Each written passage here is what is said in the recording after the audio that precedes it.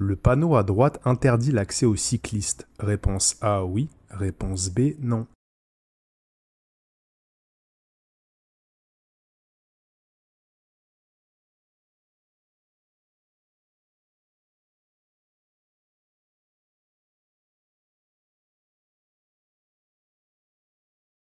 Le panneau de piste et de bande cyclable conseillé est réservé aux cycles à 2 ou 3 roues. Indique aux cyclistes qu'ils peuvent, s'ils le souhaitent, circuler sur une piste ou une bande cyclable qui leur est dédiée. Ces usagers auront donc le choix de suivre les voies qui leur sont réservées ou de partager la chaussée avec les usagers motorisés.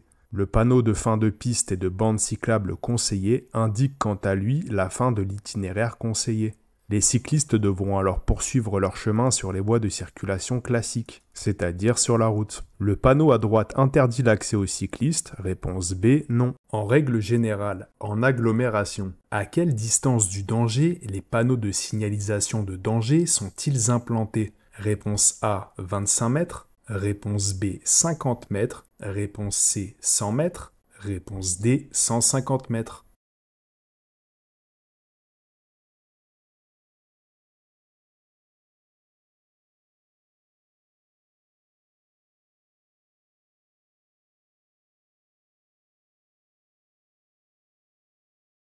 En ville, c'est-à-dire en agglomération, les panneaux de danger, qui sont triangles, sont implantés à 50 mètres minimum en amont du danger. Hors agglomération, ils se trouvent à 150 mètres. En règle générale, à quelle distance du danger les panneaux de signalisation de danger sont-ils implantés? Réponse B, 50 mètres. Dans une zone piétonne, les véhicules autorisés à circuler ne doivent pas excéder, réponse A, 5 km/h, réponse B, 10 km/h, réponse C, 20 km/h, réponse D, 30 km/h.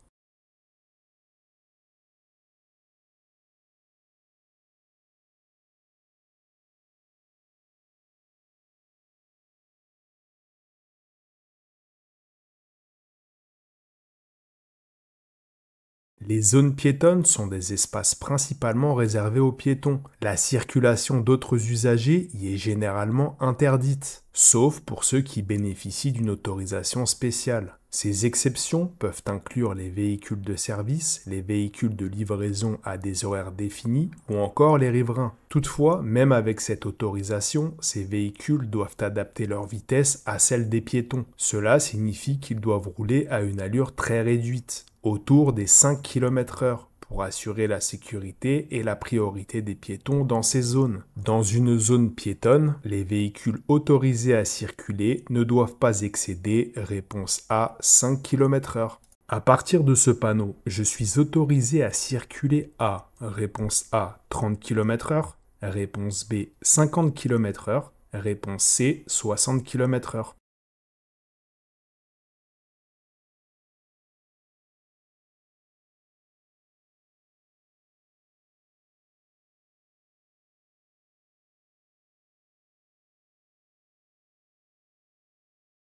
Les zones 30 se multiplient dans les villes, favorisant une meilleure coexistence entre les véhicules et les piétons. Ces zones sont identifiées par un panneau spécifique. Lorsque vous rencontrez le panneau de fin de zone 30, cela indique que la limitation de vitesse précédente est de nouveau en vigueur. En général, cela signifie que la vitesse maximale autorisée redevient 50 km/h, qui est la limite standard en agglomération. À noter que rouler à la vitesse maximale autorisée n'est pas obligatoire. Je peux donc aussi bien rouler à 30 km/h que 50. Réponse A et B.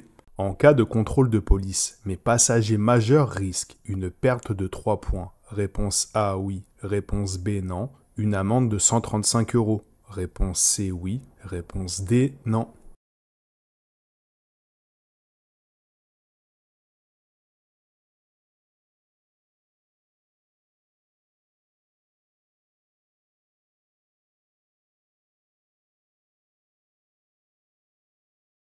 À savoir que tout ce qui concerne la perte de points sur le permis ne concerne que le conducteur. Dans cette situation, il est question de nos passagers qui sont majeurs. Elles n'ont pas attaché leur ceinture de sécurité, même si en tant que conducteur, je dois leur dire de s'attacher. Dans cette situation, en tant que conducteur, ce sont mes passagers qui risquent une amende. En cas de contrôle, je ne risque rien. Par contre, en tant que conducteur, les passagers mineurs sont sous ma responsabilité. Lors d'un contrôle, si elles avaient été mineures, j'aurais écopé d'une amende de 135 € sans perte de points. En cas de contrôle de police, mes passagers majeurs risquent une perte de 3 points. Réponse B, non. Une amende de 135 €. Réponse C, oui. Réponse B et C. Je me suis trompé de route. Je peux me rabattre sur la voie de droite. Réponse A, oui.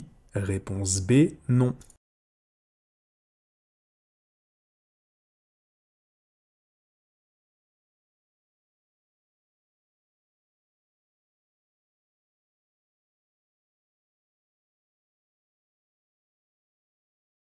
Dans cette situation, vous ne pouvez pas vous rabattre sur la voie de droite. La ligne blanche continue qui sépare votre voie de celle de droite indique qu'il est interdit de changer de voie à cet endroit. Il est essentiel de respecter ce marquage car franchir une ligne continue est une infraction passible d'une perte de 4 points et de 135 € d'amende. Si vous vous êtes trompé, vous devez continuer tout droit et trouver un endroit où vous pourrez changer de direction en toute sécurité. Je me suis trompé de route, je peux me rabattre sur la voie de droite. Réponse B, non. Hors agglomération, ce passage à niveau se trouve à réponse A 100 mètres, réponse B 150 mètres. Je pourrais y trouver des feux clignotants. Réponse C, oui. Réponse D, non.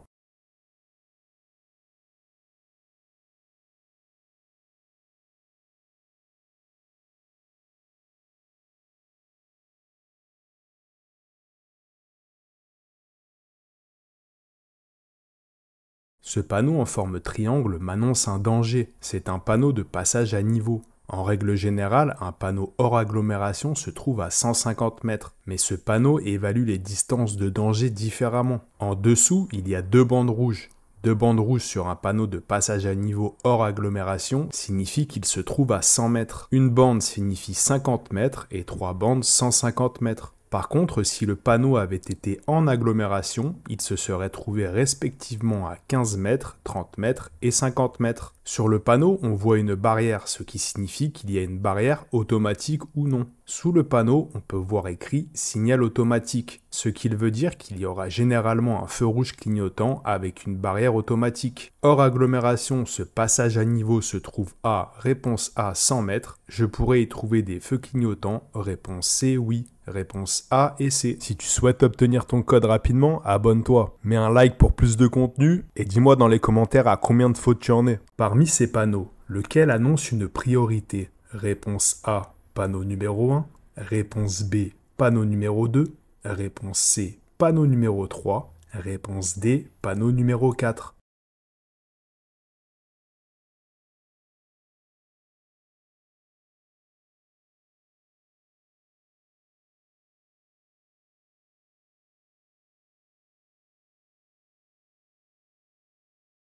Le panneau triangle numéro 1 est un panneau de danger, il signale un rétrécissement de la chaussée. Le panneau rond numéro 2 est un panneau d'interdiction, il signale une interdiction de stationnement. Le panneau rond bleu numéro 3 est un panneau d'obligation, il indique une obligation de tourner à droite. Le panneau losange jaune numéro 4 est un panneau de priorité, il annonce que la route sur laquelle je circule est prioritaire. Parmi ces panneaux, lequel annonce une priorité? Réponse D, panneau numéro 4. À la pompe à essence, réponse A, il est interdit de téléphoner. Réponse B, il est interdit de fumer. Réponse C, je remplis le réservoir jusqu'à ras-bord. Réponse D, je laisse le moteur en marche.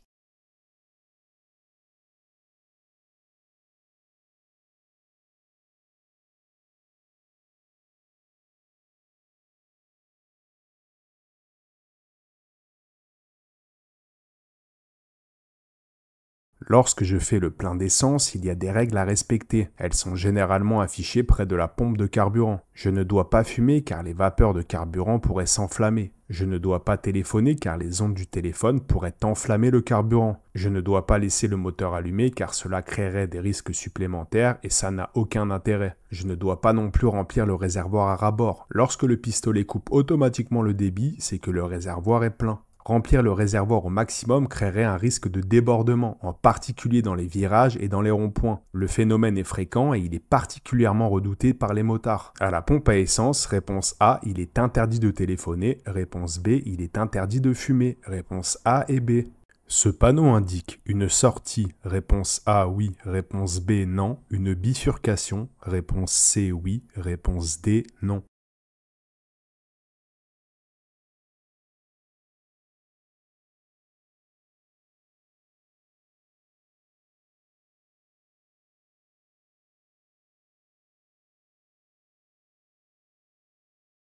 Le panneau bleu en haut à droite indique une voie de détresse. Il s'agit d'une voie très courte qui se termine dans un tas de sable ou de gravier. Généralement, elles sont installées dans les longues descentes. Ce dispositif permet d'arrêter un poids lourd ou un véhicule léger ayant une défaillance de frein, comme cela peut arriver dans les longues descentes suite à un échauffement des freins. Une bifurcation aurait été annoncée par ce panneau, et ce panneau nous indique bien une sortie, la 52. Ce panneau indique une sortie, réponse A oui, une bifurcation, réponse D non, réponse A et D. En période probatoire, sur cette route, je peux dépasser cette voiture à une vitesse maximale de réponse A 80 km/h, réponse B 90 km/h, réponse C 100 km/h, réponse D 110 km/h.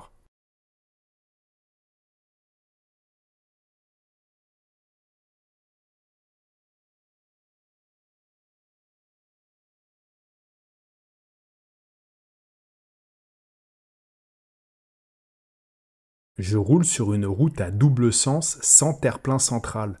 Le panneau situé sur la droite indique une zone de dépassement sur 400 mètres. La limitation de vitesse passe donc à 90 km/h, sauf pour les jeunes conducteurs. Avec mon permis probatoire, la vitesse reste limitée à 80 km/h. En période probatoire sur cette route, je peux dépasser cette voiture à une vitesse maximale de, réponse A, 80 km/h. Coller la vignette d'assurance sur le pare-brise est obligatoire. Réponse A, oui. Réponse B, non.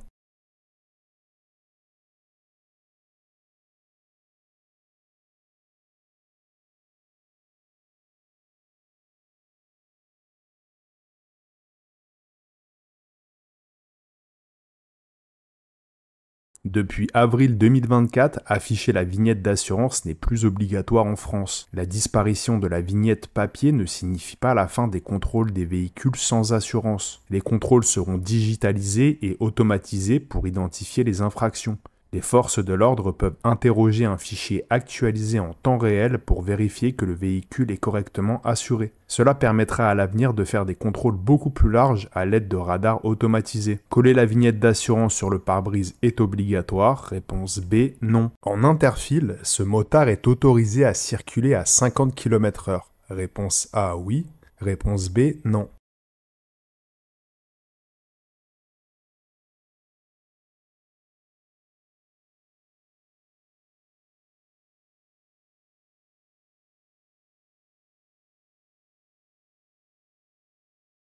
La conduite en interfile consiste à circuler entre les files de véhicules lors de ralentissement ou embouteillage. La vitesse maximale de cette pratique est limitée à 50 km/h avec un différentiel de vitesse de 30 km/h max avec les véhicules qui précèdent le deux roues. Cette pratique sera de nouveau interdite à partir d'août 2024. En interfile, ce motard est autorisé à circuler à 50 km/h. Réponse A, oui.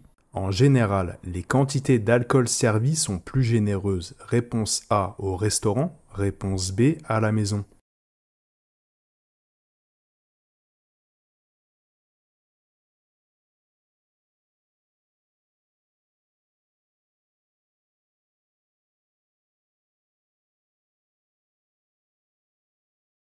Dans les restaurants, dans les pubs ou dans les bars, le niveau d'alcool est contrôlé, c'est-à-dire par unité d'alcool, avec un doseur ou avec un marquage sur les verres. Que le barman vous serve un whisky, une bière ou un verre de vin, le dosage correspondra normalement à la même quantité d'alcool. Tout simplement parce que la quantité d'alcool forte servie dans le verre sera plus petite. D'ailleurs, sur l'emballage de certains types d'alcool, le nombre d'unités d'alcool est mentionné. Par contre, à la maison, avec les amis, vous risquez de vous servir ou d'être servi sans que la quantité d'alcool soit mesurée. Donc il faut faire attention.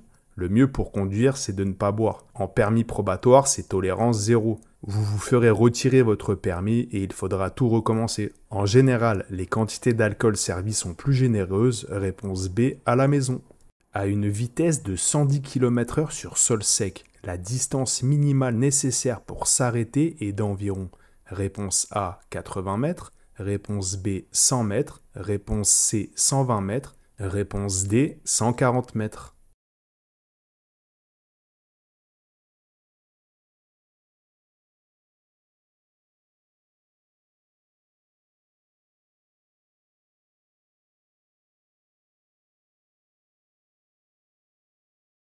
La distance d'arrêt, aussi appelée distance de sécurité, tient en compte mon temps de réaction plus le temps de freinage. Pour calculer la distance minimum nécessaire pour m'arrêter, il faut multiplier le ou les chiffres de la vitesse par lui-même. Dans le cas présent, notre vitesse est de 110 km/h sur sol sec. Les deux premiers chiffres de 110 km/h, c'est 11. Et 11 fois 11 est égal à 121. Dans cette situation, il me faudra approximativement 120 mètres pour m'arrêter.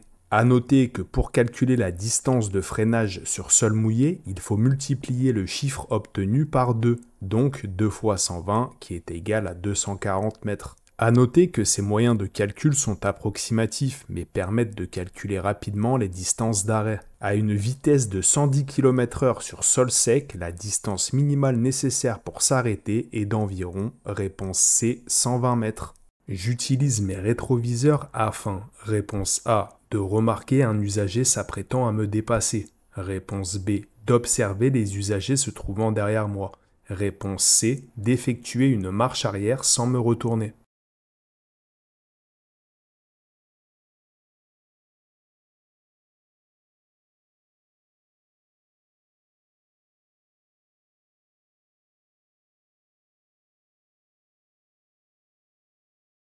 Utiliser ces rétroviseurs pour voir un usager qui s'apprête à me dépasser aide à anticiper et à adapter ma conduite. De même, ils vous servent à observer les usagers qui se trouvent derrière vous. Cependant, il est important de noter que pour effectuer une marche arrière, les rétroviseurs ne suffisent pas. Vous devez impérativement vous retourner pour avoir une vision directe de l'environnement derrière votre véhicule, car les rétroviseurs laissent des angles morts qui peuvent cacher des obstacles ou des usagers vulnérables. J'utilise mes rétroviseurs afin, réponse A, de remarquer un usager s'apprêtant à me dépasser, réponse B, d'observer les usagers se trouvant derrière moi, réponse A et B. Les documents nécessaires pour remplir un constat sont réponse A, l'attestation d'assurance, réponse B, le permis de conduire, réponse C, la carte grise, réponse D, le contrôle technique.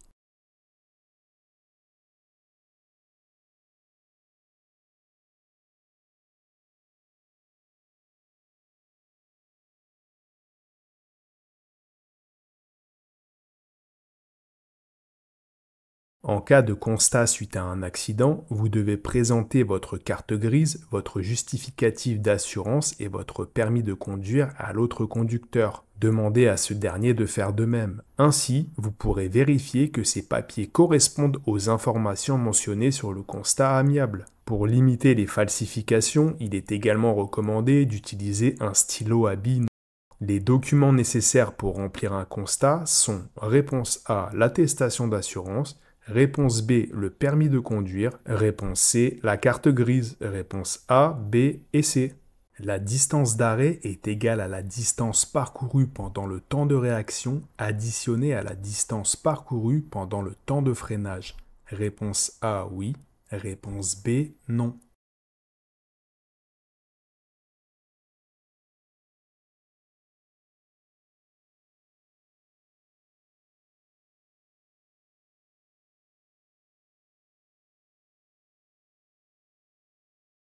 La distance d'arrêt correspond à mon temps de réaction auquel j'ajoute la distance de freinage. Le laps de temps entre le moment où je prends l'information qu'il faut freiner et le moment où j'appuie sur la pédale de frein dure environ 1 seconde. À cela, il faut ajouter la distance de freinage. Plus je vais vite, plus la distance de freinage sera longue. tandis que mon temps de réaction, lui, restera d'environ 1 seconde. La distance d'arrêt est égale à la distance parcourue pendant le temps de réaction additionnée à la distance parcourue pendant le temps de freinage. Réponse A, oui.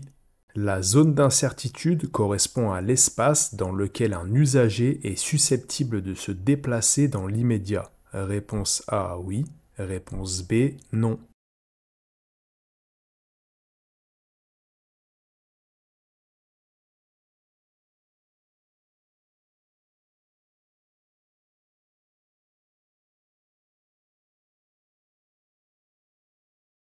La zone d'incertitude est un concept important en sécurité routière. Elle représente l'espace autour d'un usager de la route où celui-ci pourrait se déplacer de manière imprévisible dans un court laps de temps, généralement 1 seconde. Cette zone varie selon le type d'usager. Pour un piéton qui peut se mouvoir dans toutes les directions, la zone d'incertitude s'étend tout autour de lui. Concernant un cycliste dont le déplacement se fait essentiellement vers l'avant tout en gardant la possibilité de changer de direction, sa zone d'incertitude s'étend devant lui et latéralement. Il faut comprendre que ces zones d'incertitude aident le conducteur à anticiper les mouvements potentiels des autres usagers et à adapter leur conduite pour plus de sécurité. Réponse A, oui. Sur l'autoroute, les bornes d'appel d'urgence sont installées. Réponse A, tous les kilomètres. Réponse B, tous les 2 km. Réponse C, tous les 3 km. Réponse D, seulement dans les zones à risque.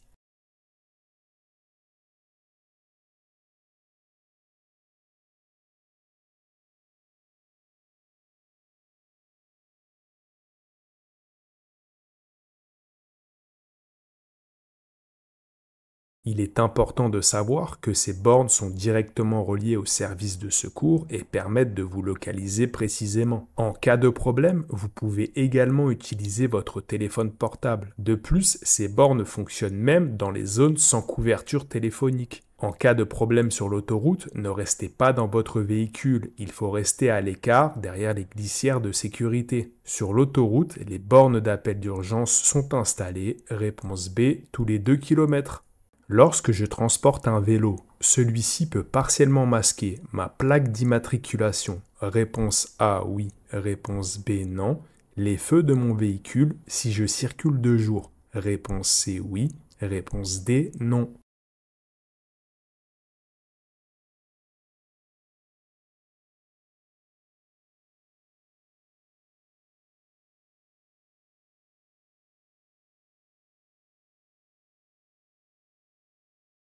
Quel que soit le chargement de votre véhicule, y compris un vélo, il ne doit en aucun cas masquer, même partiellement, les feux ou la plaque d'immatriculation de votre voiture. Cette règle s'applique en toutes circonstances, de jour comme de nuit, et même pour les courts trajets. Le non-respect de cette règle peut entraîner l'immobilisation de votre véhicule et une amende. Pour transporter un chargement qui risquerait de masquer ces éléments essentiels, vous devez installer une rampe amovible équipée de feux fonctionnels et d'une plaque d'immatriculation identique à celle de votre voiture. Lorsque je transporte un vélo, celui-ci peut partiellement masquer ma plaque d'immatriculation. Réponse B, non. Les feux de mon véhicule si je circule de jour. Réponse D, non. Réponse B et D. Après un accident, je dois transmettre le constat amiable à mon assureur dans un délai de réponse A, 2 jours ouvrables, réponse B, 3 jours ouvrables, réponse C, 5 jours ouvrables, réponse D, 7 jours ouvrables.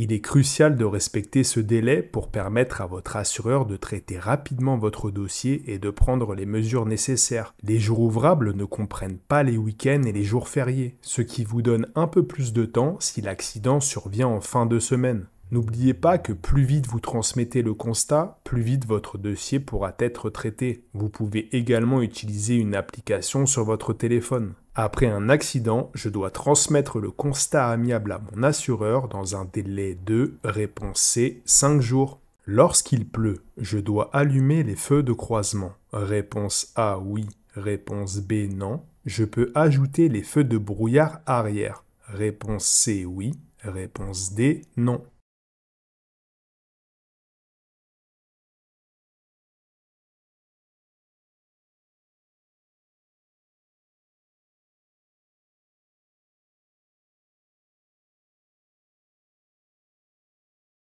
Lorsque la pluie commence à tomber, il est essentiel d'allumer les feux de croisement. Cela doit devenir un réflexe. Dans des conditions de forte pluie, pour améliorer la visibilité de ma voiture, je peux également activer les feux de brouillard avant. En revanche, il est important de ne pas allumer les feux de brouillard arrière, car leur utilisation est réservée en cas de brouillard ou de chute de neige. Lorsqu'il pleut, je dois allumer les feux de croisement. Réponse A, oui. Je peux ajouter les feux de brouillard arrière. Réponse D, non. Réponse A et D.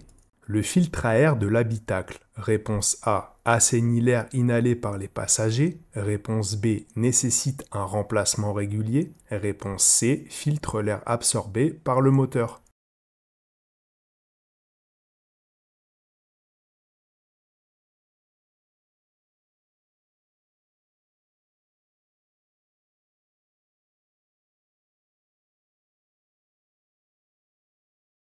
La fonction du filtre à air de l'habitacle est de réduire la présence de poussière, pollen et autres polluants dans l'air que respirent les occupants. Pour maintenir son efficacité, prévenir les allergies et éliminer les mauvaises odeurs, ce filtre nécessite un remplacement régulier. Pour trouver son emplacement et son âge, il suffit de consulter le manuel d'utilisation et le carnet d'entretien de votre voiture. Le filtre à air de l'habitacle, réponse A, assainit l'air inhalé par les passagers. Réponse B, nécessite un remplacement régulier. Réponse A et B. Circulant à vélo, j'attends que le feu passe au vert avant de démarrer. Réponse A, oui. Réponse B, non.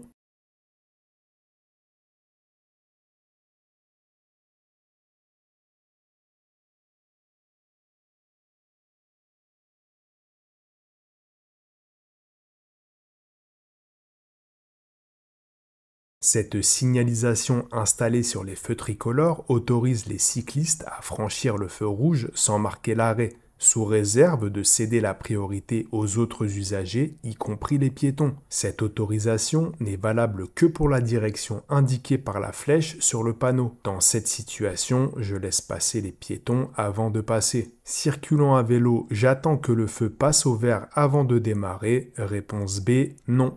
En arrivant à ce feu, je dois m'arrêter en réponse A, zone 1, réponse B, zone 2.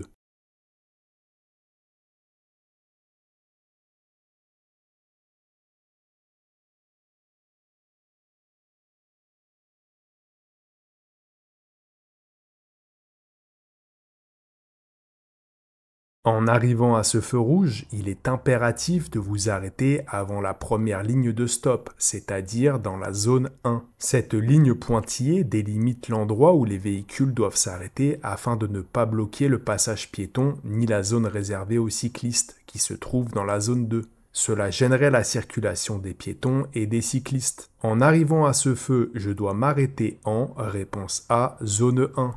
Circulant en agglomération, je vais rencontrer un passage à niveau dans réponse A 50 mètres, réponse B 100 mètres, réponse C 150 mètres.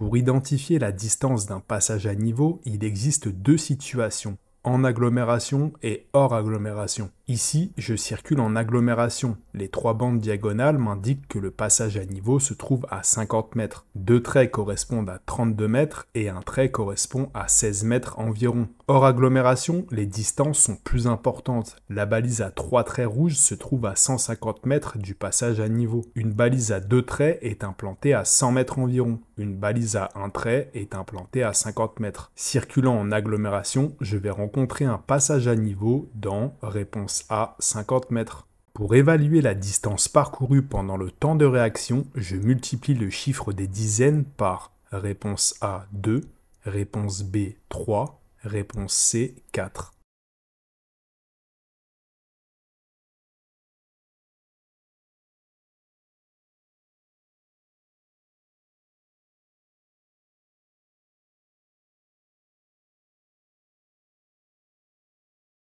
Pour évaluer la distance parcourue pendant le temps de réaction, vous devez multiplier le chiffre des dizaines de votre vitesse par 3. Cette méthode simple est très utile pour estimer rapidement la distance que vous parcourez avant même de commencer à freiner. Par exemple, si vous roulez à 50 km/h, le chiffre des dizaines est 5. Donc, vous multipliez 5 par 3, ce qui vous donne 15 mètres. Cela signifie qu'à 50 km/h, vous parcourez environ 15 mètres pendant votre temps de réaction, avant même d'avoir commencé à freiner. Pour évaluer la distance parcourue pendant le temps de réaction, je multiplie le chiffre des dizaines par réponse B, 3. Je risque de perdre 6 points si je refuse la priorité à un piéton. Réponse A, oui. Réponse B, non. À un automobiliste. Réponse C, oui. Réponse D, non.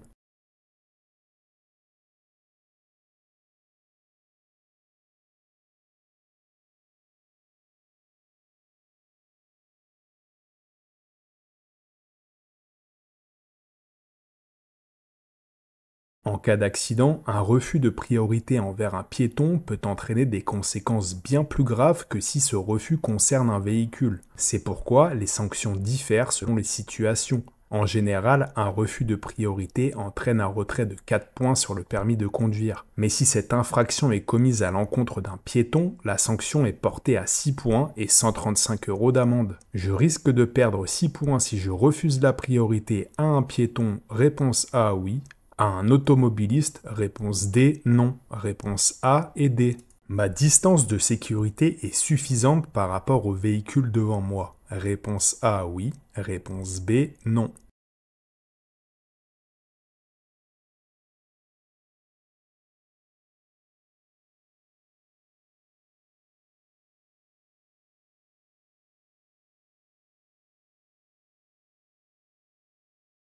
Dans un tunnel, des dispositifs sont mis en place pour vérifier si je respecte les distances de sécurité. Je dois impérativement laisser un espace d'au moins 2 lumières bleues entre mon véhicule et celui qui me précède. Il existe également des marquages au sol appelés chevrons situés à hauteur de chaque lumière bleue. Pour rappel, dans un tunnel, je dois toujours allumer mes feux de croisement et il est interdit de faire demi-tour. Ma distance de sécurité est suffisante par rapport au véhicule devant moi. Réponse B, non.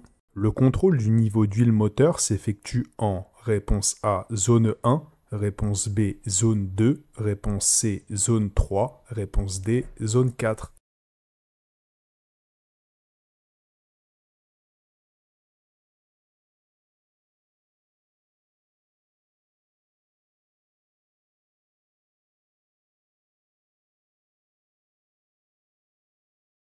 C'est en zone 3 que s'effectue le contrôle du niveau d'huile moteur. Lorsque le moteur est à froid et sur un terrain plat, grâce à la jauge, vous pouvez voir l'état et le niveau d'huile du moteur. Le repère 1, c'est le réservoir de liquide d'essuie-glace. Le repère 2, c'est le réservoir d'huile moteur. Le repère 4, c'est le réservoir de liquide de refroidissement moteur. Ne jamais l'ouvrir quand le moteur est chaud. Suivant les véhicules, la position de ces éléments peut être différente. Le contrôle du niveau d'huile moteur s'effectue en réponse C, zone 3. L'intervalle de temps minimal entre deux stages de récupération de points est de réponse A, 6 mois, réponse B, 1 an, réponse C, 2 ans, réponse D, 3 ans.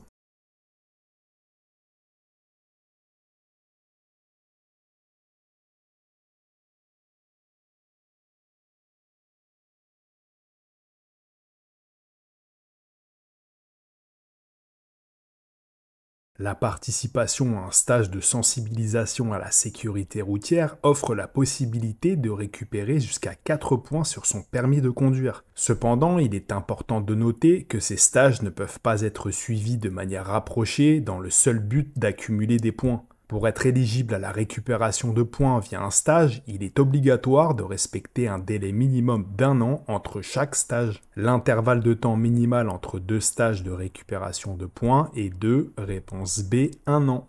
Je consomme davantage de carburant lorsque je conduis. Réponse A en 5e vitesse, réponse B en 6e vitesse.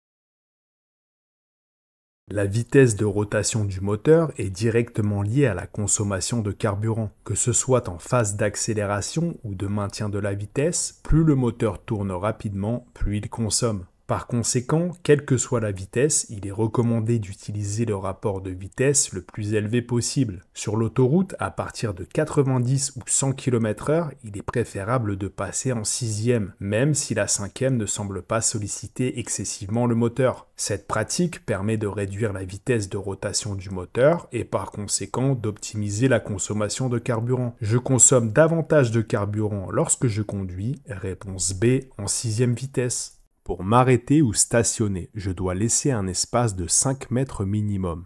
Avant un passage piéton, réponse A oui, réponse B non. Après un passage piéton, réponse C oui, réponse D non.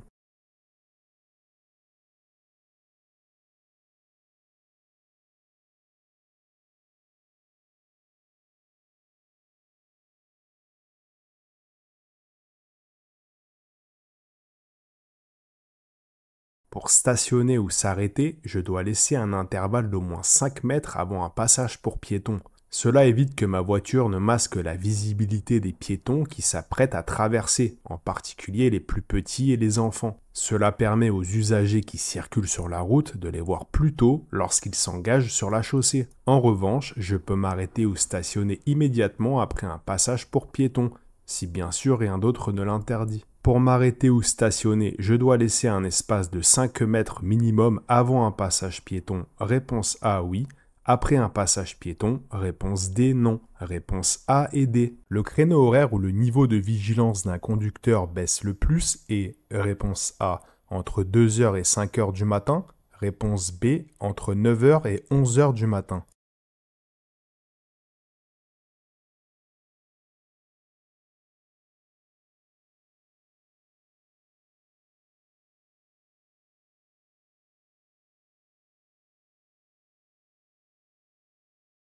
La vigilance se traduit par la capacité à répondre à tout moment aux événements qui se présentent. La période entre 2 et 5 heures du matin correspond à un besoin naturel de sommeil. Se lever à une heure inhabituelle bouleverse notre horloge biologique et ce créneau horaire coïncide avec notre phase de sommeil profond. Par conséquent, conduire pendant cette période présente un risque accru d'endormissement. Il est donc conseillé d'éviter de conduire la nuit lorsque cela est possible. Le créneau horaire où le niveau de vigilance d'un conducteur baisse le plus est, réponse A, entre 2 heures et 5 heures du matin.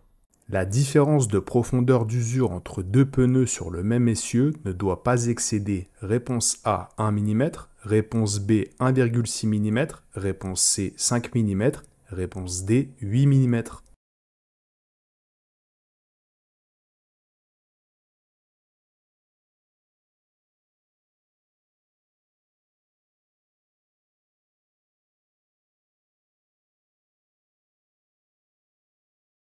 Un essieu de voiture est l'ensemble mécanique sur lequel sont montées les roues. Une voiture en possède deux. Pour ne pas créer de déséquilibre lors de l'évacuation de l'eau sur sol mouillé, les structures des pneus montés sur le même essieu ne doivent pas dépasser une différence de, réponse C, 5 mm. Réponse à apprendre par cœur.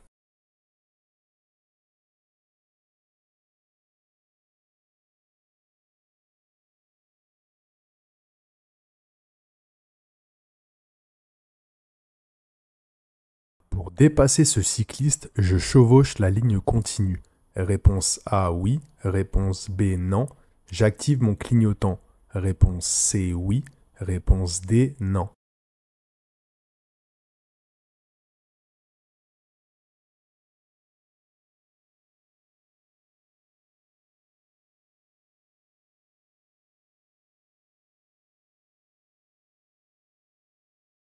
Bien que le code de la route interdise le franchissement et le chevauchement d'une ligne continue, quelques exceptions sont tolérées. Le franchissement, c'est quand vous traversez complètement la ligne. Le chevauchement, c'est quand vous roulez partiellement sur la ligne. Le dépassement sur une ligne continue est autorisé en présence d'un cycliste. Ce dépassement est possible uniquement si la visibilité est suffisante et que ce dépassement ne constitue pas un danger, que l'usager peut reprendre sa place dans la circulation sans en perturber le déroulement, que la vitesse des deux véhicules permet ce dépassement dans un temps assez court. Bien entendu, le conducteur doit avant cela prévenir de son intention de dépasser en mettant son clignotant. Pour dépasser ce cycliste, je chevauche la ligne continue, réponse A, oui. J'active mon clignotant, réponse C, oui. Réponse A et C. Cette commande permet de, réponse A, réguler la vitesse, réponse B, et limiter la vitesse.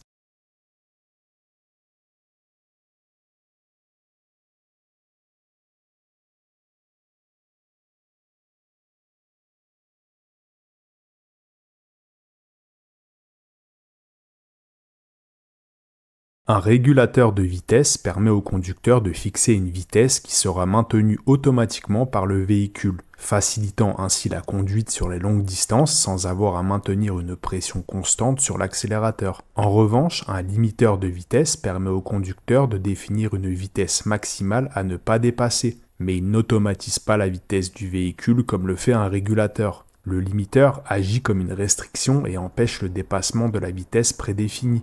Il aide à respecter les limitations de vitesse. Cette commande permet de, réponse A, réguler la vitesse. Durant ma période probatoire, je suis tenu de suivre un stage de sensibilisation à la sécurité routière si je perds. Réponse A, 1 point.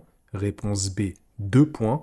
Réponse C, 3 points. Réponse D, 4 points.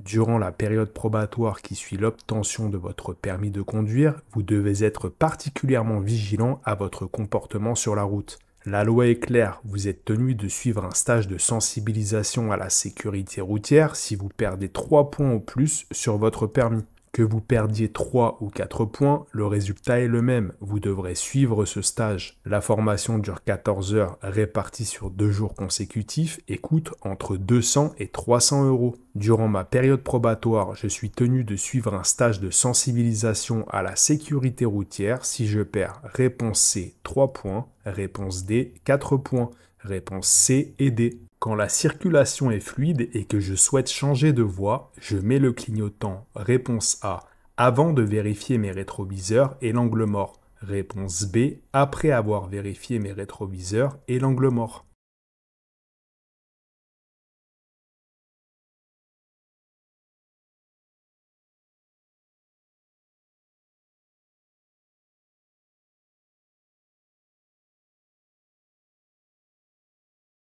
L'utilisation des clignotants doit être claire et ne pas créer de confusion chez les autres conducteurs, en particulier lors d'un changement de voie où il est nécessaire de leur céder le passage. Avant d'activer le clignotant, je m'assure de vérifier les rétroviseurs et l'angle mort, et j'attends de l'allumer si le changement de fil n'est pas immédiatement possible, notamment si un véhicule est sur le point de me dépasser. Quand la circulation est fluide et que je souhaite changer de voie, je mets le clignotant, réponse B, après avoir vérifié mes rétroviseurs et l'angle mort. Merci d'avoir regardé la vidéo, j'espère que tu as appris de nouvelles choses. N'hésite pas à mettre un like pour me récompenser et à tout de suite dans une prochaine vidéo.